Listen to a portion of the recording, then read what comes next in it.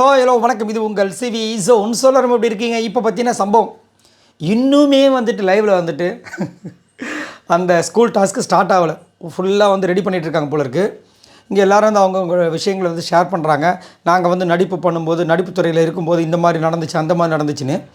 கமருதீன் வந்து என்ன சொல்கிறாருன்னா, முடிஞ்ச வரைக்கும் யாரையும் கஷ்டப்படுத்தாதீங்க, எல்லாருக்கும் நல்லது நினைக்கலாம். இதை மட்டும் நல்லா வக்கனையாக பேசுங்க. ஆனால் வந்துட்டு விஜய் பாரதி இதில் மட்டும் வந்துட்டு எல்லாத்தையும் வந்துட்டு மாற்றி பண்ணிட்டு போயிடுங்க. என்னத்தான் சொல்கிறதுனே தெரியல. இப்போ வந்து பிரஜன் வந்து அடுத்ததாக வந்து பேச வந்தார். எல்லாருமே நிறைய பாயிண்ட்ஸ் கவர் பண்ணுறதுனால அவர் வந்துட்டு சொன்னார் சூப்பராக.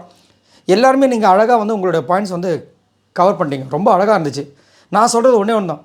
அவர் வந்து என்ன சொன்னார்னா, டைம் மேனேஜ்மெண்ட்டை கீப்பப் பண்ணுங்கள், உண்மையாக இருங்க, நேர்மையாக இருங்க, அதே மாதிரி வந்துட்டு எல்லா விஷயங்களும் கரெக்டாக பண்ணுறதுக்கு ட்ரை பண்ணுங்கள், பொய் சொல்லாதீங்க அப்படிலாம் சொல்லிட்டு 2005 டைம்லலாம் வந்துட்டு பார்த்தீங்கன்னா வெறும் 6500 சம்பளத்துக்கு தான் நான் வந்து வேலை செஞ்சுட்டு இருந்தேன் அப்படின்னு சொல்லிட்டு எல்லாருமே இந்த வீட்டில் வந்துட்டு ஒரு நம்பிக்கையான ஒரு பர்சனை தேடிட்டுருக்கீங்க, முதல்ல அதை வந்து கரெக்டாக சூஸ் பண்ணுங்கன்னாரு.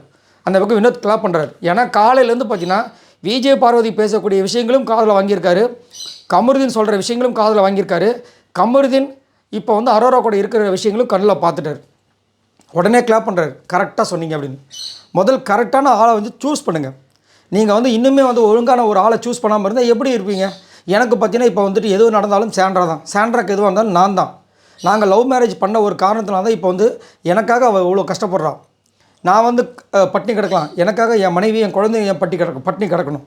அந்த மாதிரி நிறைய விஷயங்கள்லாம் ஷேர் பண்ணுறாரு. ஆனால் அதில் எனக்கு உடன்பாடு இல்லை. ஏன்னா ஏன் லவ் மேரேஜ் பண்ணால் தான் பட்டினி கிடப்பாங்களா?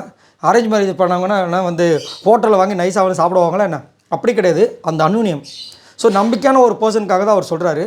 ஸோ இது எதுக்காக சொல்கிறாருன்னா, கமருதீனுக்கு படித்து ஒரு 2 நாளுக்கு முன்னாடி சாண்ட்ரா ஒரு பாடம் எடுத்திருப்பாங்க. உடனே மண்டே ஆட்டியிருப்பார் கரெக்டுன்னு. உடனே ஒரு சேஞ்சு கொடுக்குறதுக்காக என்ன பண்ணுவார், போய் விஜய் பார்த்துட்டு போய் ஒட்டுவார்.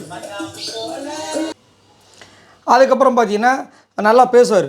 காலையில் வந்து பார்த்தீங்கன்னா உங்கள் ட்ராக் வேறு, என் ட்ராக் வேறு, நீ வந்து வேறு மாதிரி ஒரு கேமை ப்ளே பண்ணுற, நான் ஒரு வேறு மாதிரி ஒரு கேமை ப்ளே பண்ணுறேன் அப்படின்றாரு.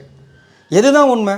கடைசியில் வந்துட்டு என்ன சொல்லிட்டார், இப்போது ஃபஸ்ட்டு ஸ்டார்டிங் வந்துட்டு ஒரு 3 வாரம் ஒரு விஷயம் பண்ண பார்த்தீங்களா, அது எல்லாமே நடிப்பான், அது ஒரு கேம் ஸ்ட்ராட்டஜியான். இப்போ இருக்கிறதா ஒரிஜினல் ஃபேஸுன்றாரு.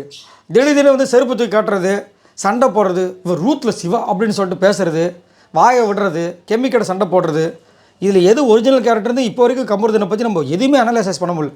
புரியாத புதிராகவே இருக்கார். திடீர்னு பார்த்தா இப்போ வந்து அரோரா கூட நல்லா ஜொல்லு ஊற்றிட்டு இருக்காரு. அரோரா கிட்ட வந்துட்டு விஜய் பார்வதி பற்றி ஃபுல்லாக அவங்க எதெல்லாம் வந்து நம்பிக்கையாக சொன்னாங்களோ பர்சனலாக அதை போய் சொல்கிறது.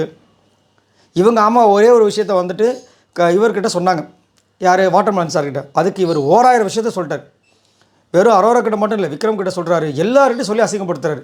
அதுக்கப்புறம் எனக்கு வந்து உங்ககிட்ட பேசாமல் இருக்க முடியல, நீ அமுத் கீழ் இருந்தால் எனக்கு வந்து பொசசிவாக இருக்கான். என்ன பொசசிவ் என்னத்த சொல்ல? ரைட், இதை பற்றி உங்களோட கருத்துக்களை சொல்லுங்கள். ஆனால் இவர் பிரஜன் சூப்பராக வந்துட்டு அந்த அடிக்கு அப்புறமா நல்ல ஒரு சேஞ்ச் இருக்குது. எல்லாருக்கிட்டையும் மிங்கிளாகிற விஷயங்கள். இன்றைக்கி கூட விக்ரம் வந்து ஒரு இடத்துல பாராட்டுறாரு சூப்பராக.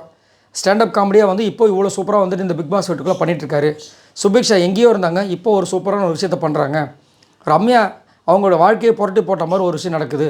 ஸோ பிக் பாஸ் வீட்டுக்கு வெளியே போகும்போது நல்ல ஒரு விஷயம் இருக்குது, நல்லா சூஸ் பண்ணுங்கள், கரெக்டாக சொல்லுங்கன்னு சொல்லிட்டு கடைசியாக கமருதீனுக்கு ஒன்று சொன்னார். என்னென்னா, நீ ஒரு கட்டத்துக்கு மேலே போயிட்டனா ப்ளீஸிங்காக நோன்னு சொல்ல பழகு, இப்போ இல்லை ஒரு நல்ல நிலைமைக்கு போனதுக்கப்புறம்னு சொன்னார். அது எல்லாத்துக்குமே காமனாக தான். ஒரு இடத்துல நம்ம நோ அப்படின்னு சொல்லணும்னா நோ மீன்ஸ் நோ தான். ஏன்னா இவங்க வந்து வருத்தப்படுவாங்கன்னு சொல்லிட்டு கூடயே இழுத்துட்டு போகிறதுக்கு, பிடிக்காமல் இழுத்துட்டு போகிறதுக்கு நோன்னு சொல்லிட்டு நம்ம நிம்மதியாக இருக்கலாம், அவங்க நிம்மதியாக இருப்பாங்க. அதை விட்டுட்டு இல்லை பரவாயில்ல என்னத்த பண்ணுறது அப்படின்னு சொல்லிட்டு இவர் வந்து பண்ணுற விஷயங்களால் தான் இப்போ பெரிய பிரச்சனை. அப்படி தான் இப்போ அரோராவும் போயிட்டுருக்கு. சரி, இதை பற்றி உங்களோட கருத்துக்களை சொல்லுங்கள். மறக்காம நம்மளோட சேனலை சப்ஸ்கிரைப் பண்ணிட்டு பாருங்கள். பாய் நண்பர்களே.